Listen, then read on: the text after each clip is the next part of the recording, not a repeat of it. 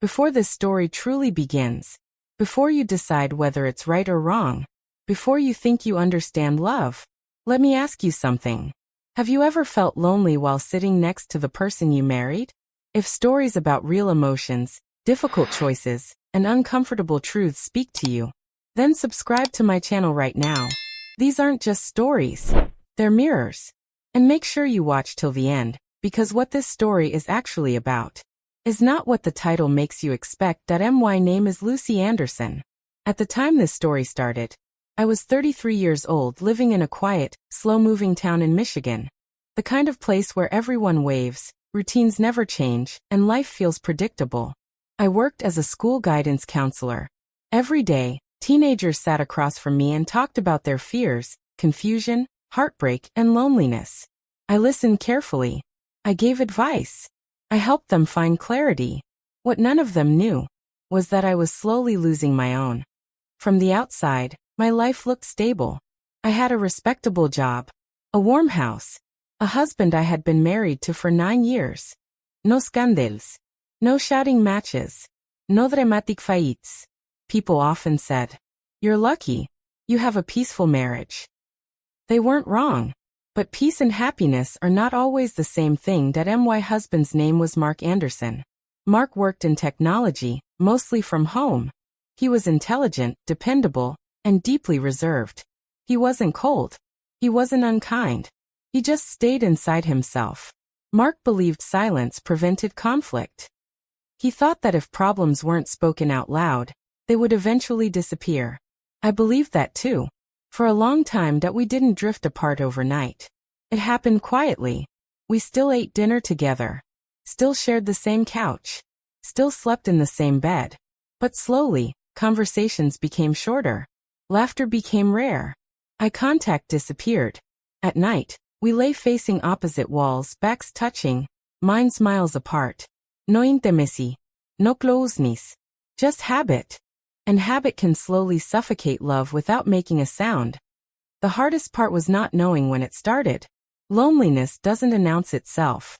It sneaks in when you stop being asked how you feel. When your thoughts stay inside your head. When being together no longer feels like connection. Some nights, I stared at the ceiling and wondered, is this just what marriage becomes? Is passion supposed to fade into silence? I told myself this was normal. That long marriages settle into routine. But deep down I felt unseen. What I didn't realize was that Mark felt the same distance. He noticed my quiet sadness, my forced smiles, the way I stopped sharing my day. But instead of addressing it, he withdrew further. Two people avoiding the same truth. Point one evening, after a long day, I was folding laundry in the living room. It was ordinary, forgettable, until it wasn't. Mark walked in and sat beside me on the couch. No phone, no TV, just silence. When I looked at him, I saw something unfamiliar in his eyes.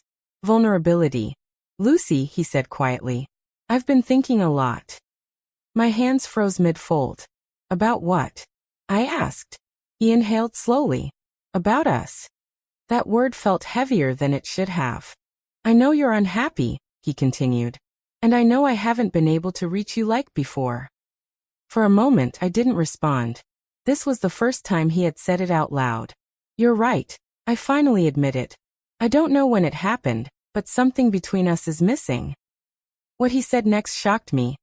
"I want to try something different," he said carefully. I frowned. "Different how?" He hesitated, clearly uncomfortable.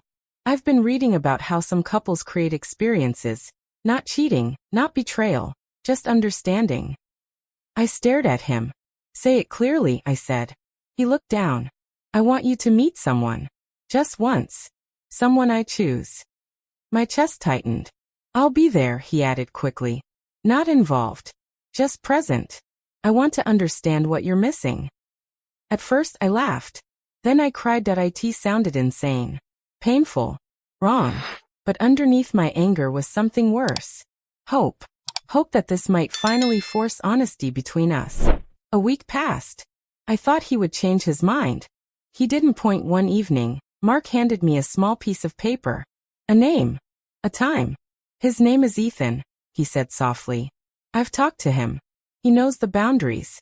He's respectful. I didn't know whether to scream or walk out, but instead, I nodded. Something inside me needed to face the truth, whatever it was.